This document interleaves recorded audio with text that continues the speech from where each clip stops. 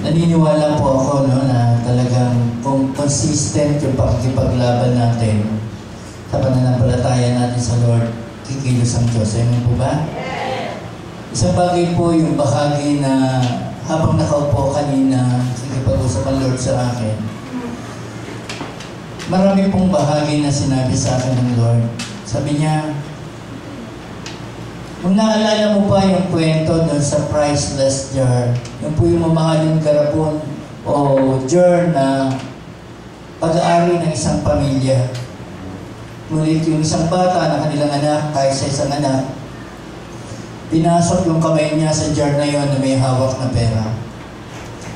Nung inaalis na ng magulang yung kamay ng bata, hindi ito maialis-alis. Lahat ng kaparaanan ginamit nila, pero hindi maialis yung kamay ng bata. Dumating sa punto yung ama na magtanong sa kanyang sarili. Sabi niya, itong jar na ito ay nirigalo pa ng aking ina, nirigalo pa ng aking lola, at lola ng kalula-lula ko.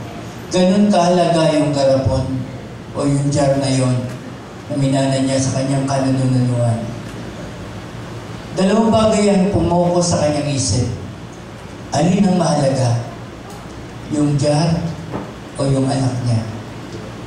Kaya sabi niya, mas mahalaga ang anak ko, binasag niya yung jar. At sa jar na yon nakita ang kamay ng bata na nakasuntok, na hawak-hawak yung barya. Kaya hindi naialis yung kamay ng bata dahil doon sa barya na yon. Amen ba? Minsan sa buhay natin, mas pinapahalagahan natin yung barya kaysa sa mamahaling itinupos ng Diyos sa atin. Isang bagay ang alam ko na ginagamit ng kaaway, hindi para tuksohin tayo. Naniniwala ba kayo? Isa lang yun sa instrumento ng kaaway. Ang number one na instrumento ng kaaway ay ilagay sa sarili natin na okay lang. Okay lang na tayo ay hindi nagsishare. Okay lang na mamroblema tayo. Okay lang matagal ka pa namang mamamatay. Pero ang nalilimutan mo ang pinakamahalaga sa lahat ng bagay. Na katulad nung jar na yon, yung time. Kakaunti ang panahon natin dito. Nung makita kong huli si Brother Hero, isang bagay yung sinyer ko sa kanya. Kung may purpose ang Diyos sa iyo at ikaw ay gagamitin ng Diyos, mabubuhay ka. Amen? Pero kung wala ng purpose ang Diyos sa iyo, uuwi ka na. Isang bagay po ang gusto kong dalhin sa inyo ngayong umagang ito. At minsan na-preach ko na ito sa mahabang panahon. Tinawag ko itong damo sa pagitan ng dalawang bato. Isang kwento po ito na minsan ay naranasan ko na habang naglalakad ako sa John's Bridge, nung bata-bata pa ako, nakita ko sa pagitan ng crack. Madalas po ito sa mga crack ng bato o sa crack ng simyento, meron kang makikitang damo. Ano meron doon? Kakaunting lupa, pero nananatiling buhay yung damo. Amen po ba? Sa buhay natin, lagi kong sasabihin sa inyo, kakaunti ang oras.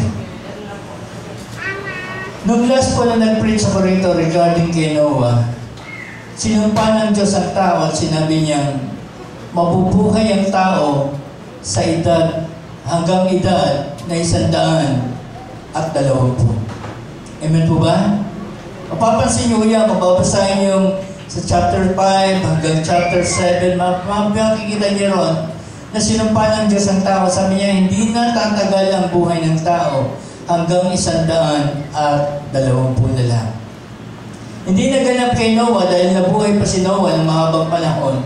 Pero after kay Noah, mapapansin natin, mula kay Abraham, nabubuhay na lang sila ng 100 at mahigit. Pero sa pag-aaralan po natin ngayong umagang ito, halimbawa, tekstan natin ng Diyos. At sabihin natin sa Lord, Lord, salamat, tinawag mo ako. I do believe magte-text din ng Diyos sa iyo at sasabihin niya, salamat, pinahayag mo ako. Amen po ba? So, sa Psalm 90 po, verse 10, ito po ang nakasulat.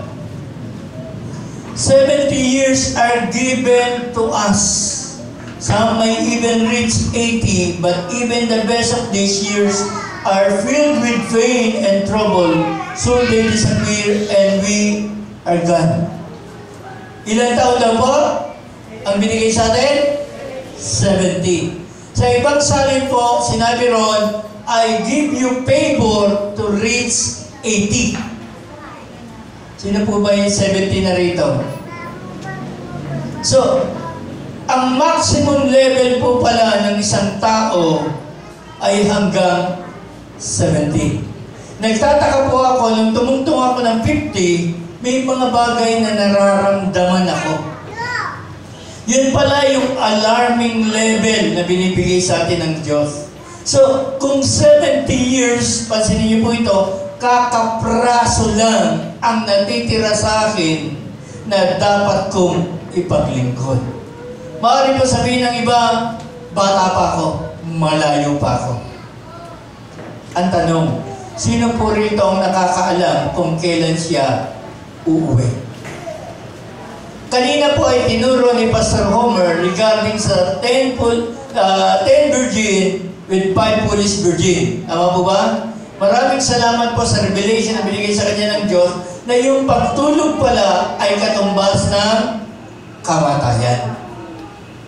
So, pare-pareha silang tinawag na Diyos.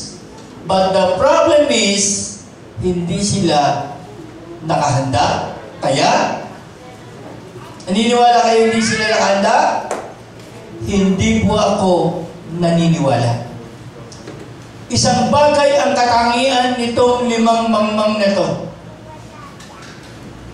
Yung inilagay nila ang kanilang panahon sa tinatawag na okay lang.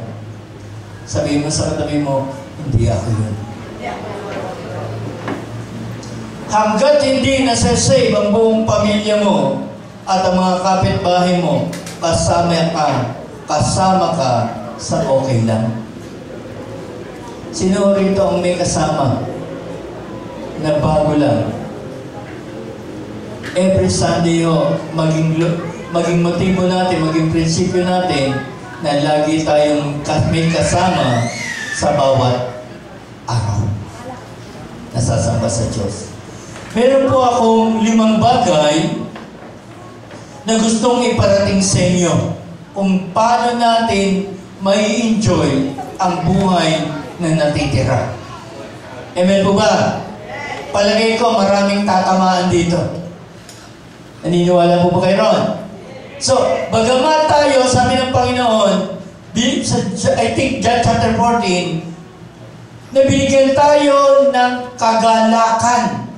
Amen po ba? Nung makilala natin ang Diyos, ay binigyan tayo ng matinding kagalakan. Amen po ba? Nung makilala natin siya. Pero minsan, ito ay sinasayang natin. The 5 things to enjoy life. Alam niyo po ba, kahapon ay nagamit ko to. Nagamit ko to dahil minsan isang bagay na sabi ko, Lord, kahapon ay nagkukwentuhan kami, sabi ko, Lord, yung parable of the seed na nalagay sa batuhan, sa dawagan, at sa mainam na lupa, ano ang kanilang mga problema sa hindi nagpatuloy na binhi? Di ba ang naging problema nila, lahat sila tumubo? Tama, hindi? Tama, hindi? Pero hindi nagtagal. Bakit? Ang sabi ng Bible, sila ay hindi nakatagal sa pagsubok. Tama po ba? Sa init ng araw, sabi ng Panginoon, yung araw na yun, yung kalikasan ng problema ng tao at sa kagalumihanan. Pero yung nalaglag sa mainam na lupa, sabihin nga natin sa katabi natin, ako yun? Kaya,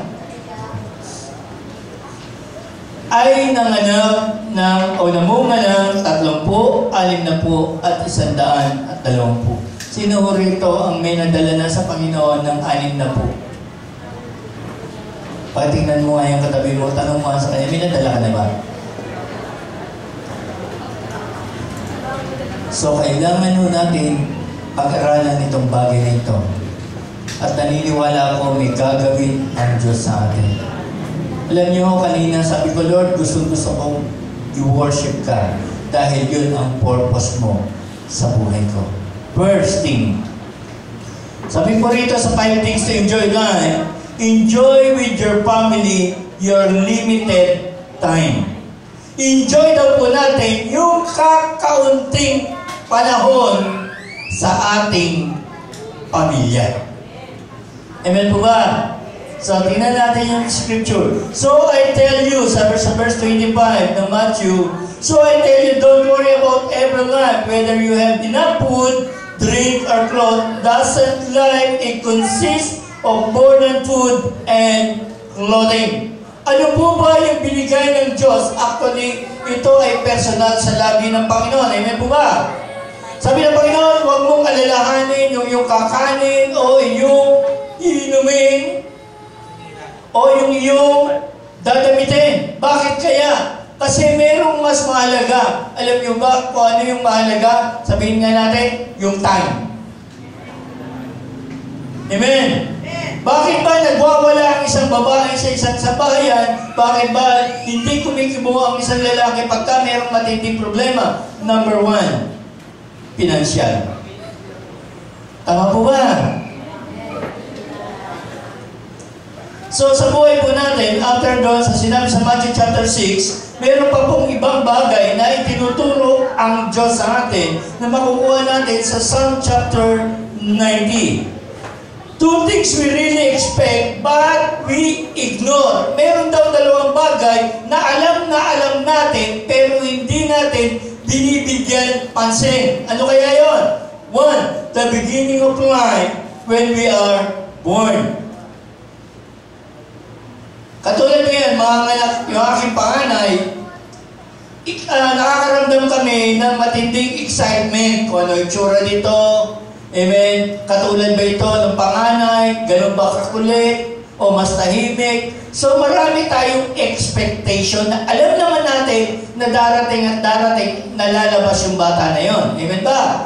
Hindi yun mananatili ron. The same thing din sa atin. Isang bagay po na itinuro sa akin ng Diyos, sabi ng Lord, mamaya ko po si-share sa inyo pagkatapos nito. And the second, the end of our existence upon this earth. Sino rito ang gustong mamatay? Wala. Pero alam natin, yun ang last ng buhay natin. Walang tao na sasabihin niyang ayokong mamatay at hindi ako mamamatay. Lahat po tayo sa ayaw at sa gusto natin. Sabi nga nung anak ni Pastor Aminya, Mami, Daddy, ayoko kayong tumanda. Yun po ay prayer ng bata. Amen po ba? Sabi niya, ayoko kayong tumanda, baka maparis kayo kay Lolo na namatay kasi matanda na. Pansinin niyo yung prayer ng bata, ayaw niya tumanda. Sabi ni Pastor Aminya, sa ayaw at sa gusto mo, anak, tatanda ako at sa ayaw at sa gusto mo, mamamatay ako. Bakit kaya? Dahil tinitingnan natin, hindi lang tayo nagugulumianan sa lahat ng bagay na ating kakanin, hello, sa lahat ng ating dadamitin, kundi na-inlove tayo sa mundong ito. Tama hindi? Sabihin mo nga sa katabi mo, inlove na inlove ako. Next. Para may paliwanag po natin, the beginning of life is not now but before. Pansinin niyo po sa Psalm chapter 90 verse 1. The Lord, through all the generation you have been born, you have been our home. Before the mountains were created, before you made the earth and the world, you are God without beginning or an end. Balik po tayo sa verse 1. Pansinin po natin yung word na being our home. Tingin po kayo dito. Tanong, na